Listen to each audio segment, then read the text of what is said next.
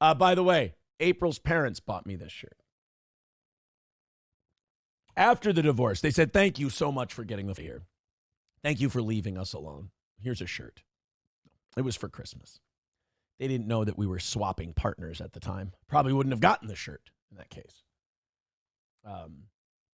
I remember talking to her dad about, I was like, April's got a problem. Like, she needs help. And her dad goes, we've already noticed. I'm like, what? He goes, yeah, she can't sit still.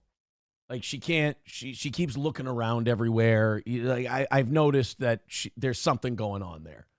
And then he said at one point, he goes, and I've noticed that you guys can't sit still and you're moving around. I'm like, I'm not, what? Me? No.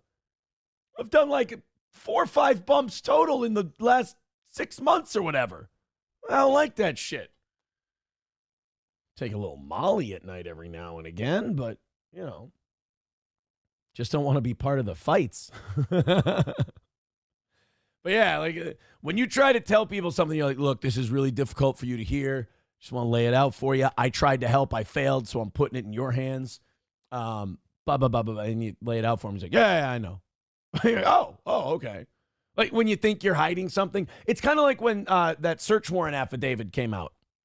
And the pastor was like, yeah, these 4 are fucking each other, basically. I mean, basically, that's what he was saying. He was going, these 4 have a really unnatural relationship. And I'm like, were we, it's maybe the one thing that Nick and April were right about is they were like, you and Kayla are not subtle, and you stare at each other, and you do this, and we do, and we're like, you guys are just being fucking gay.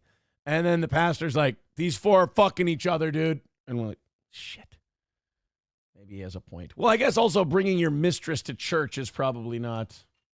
I mean, that really is just kicking God in the dick hole, isn't it? It's kind of insulting. Corn Diff says, what's the framed letter above Pillow Man? Oh, that's our cease and desist from our buddy Adrian Washington. We were proud of that one. Then I found out that April made fake accusations against him on the air, and I'm like, Jesus Christ, that's why we got the cease and desist. April, you can't say that he did that to you when he didn't. What the fuck? Dude! She said that he, tried to, fuck. The night we met, she's like, oh, yeah, he tried to rub his dick on me. I'm like, he's fucking married. You can't just say that he tried to rub his dick on you and shit. He tried to put my hand on his penis. And I'm like, what the fuck? And then, I've heard from multiple people, they're like, I was sitting right there. That never happened.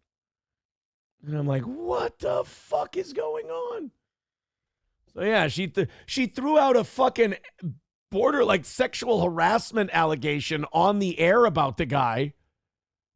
And I'm like, really? Wow, what a piece of shit. He's terrible. So then he slaps us with that cease and desist. And then I find out years later, it didn't happen. Oh. So somebody made up a little story to make themselves the victim. Ruh-roh.